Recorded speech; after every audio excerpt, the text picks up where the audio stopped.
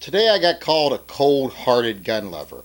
I got accused of being someone that, because I love guns so much, I'm willing to put my own personal preferences and my own personal desires to own and possess firearms above what's right. I get accused of being someone who is ignoring the things that have happened, that I'm unmoved by the tragedies that this country has faced in the past from the abuse of guns.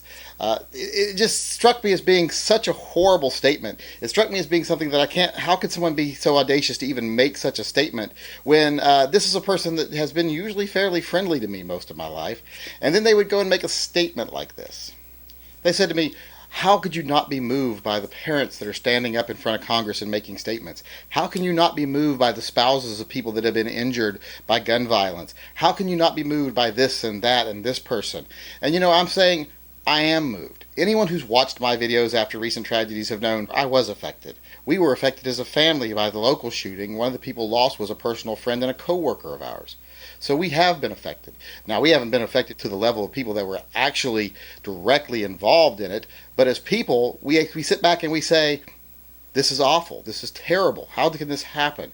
To say I wasn't affected is ridiculous. Like I said, anyone that watched my videos afterwards knows I was affected. I have children. I have a 14-year-old and I have an 8-year-old. I know what would happen to me if I lost either one of those, especially my baby boy. I know I would be a broken person. I would like to think I would be able to keep my wits about me enough to be rational and not lose who I am, but I'm sorry, at that point I would probably be a broken person. I would be angry. I would be acting out. I would be irrational. I would be standing up with pictures of my children saying this can never happen again no matter what. I would be that person, and I know I would be that person. But there's a reason why when people are distraught that we don't even let them make decisions for themselves, much less let them make decisions for the rest of the people around them. When a person is distraught, when the person is personally affected by personal tragedy, of course they act out. That doesn't mean that they're right. It doesn't mean that the rest of us have to throw ration to the wind because of circumstance. We don't have to react on emotion simply because we are emotional. Now, the people that are directly involved with it, they have little choice in that matter. I mean, they are affected to a point where their rational mind is no longer in control of what they're doing. And that's normal. That's a normal stage of grief. It's a normal stage of being angry. It's a normal stage of acting out. It's a normal stage to just lose your shit, basically. And I know that would be me. I know that would be me. I know it with beyond the shadow of a doubt. I would love to say different, but I know that would be me. So to say I'm not moved by what's happened or not emotionally connected to what's happened, that's just a horrible thing to say because I am very emotionally attached to what happened, very emotionally affected by what happened. So to say that I'm cold-hearted and I'm not affected by what's happened, I'm not moved by what's happened, that was one of the most ridiculous statements that anyone has ever said to me. I am a very emotional person most of the time. I'm someone that I let a lot of my emotions rule a lot of the things I do. I like to keep things reined in with my rational mind, but I know I'm an emotional person. So these things affected me deeply and they still affect me deeply. Hell, I'm someone whose dog died 2 years ago and I still can't talk about her. I know I get emotional about things. And I got emotional about these things too. But because I'm not distraught, I can sit back and I can say these are horrible, horrible things, and they affect us all deeply. But we don't let the people that are now distraught make the decisions. We don't turn to them like they're the voice of reason, because they're not the voice of reason. It's quite the counter. These are people that are damaged.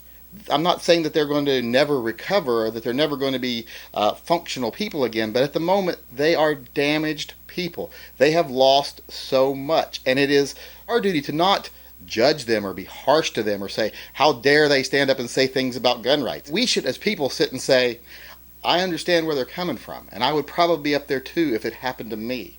But it didn't happen to me. So right now it's up to me to maintain reason. It's up to me to say, this is horrible, but we still have to look at reality. We still have to deal with things that make sense. We don't pass laws that don't do anything. We don't restrict freedom of people who don't deserve their freedoms restricted. We don't reactionarily give extra power to the government and take freedom away from the people just because it would make us feel good at the moment and it make us feel like we're doing something. They always say, well, why not? Doing something's better than doing nothing. Well, no, doing nothing is preferable to doing something wrong that we can't take back. A lot of times doing nothing is the best course of action. But we're not even saying don't do nothing in this case. We're trying to say do the right things. do the things that will help strengthen our mental health system, strengthen other things, strengthen our schools. We're trying to say things, strengthen security in malls even, allow people to carry concealed handguns, allow people to protect themselves, strengthen personal freedoms and personal liberties and the ability of people to defend themselves. So we are saying do things. We're just not saying do reactionary things that would hurt everyone more than they would help, because we are not in a position where we're not thinking. So to say people like myself are selfish or cold-hearted because we stand back and we say, although we can be affected by this and we can be compassionate towards the people that are damaged by this, because we still say they aren't in a position where they should be making the decisions. We shouldn't try to pretend that these are the rational people when we know that they're not being rational right now.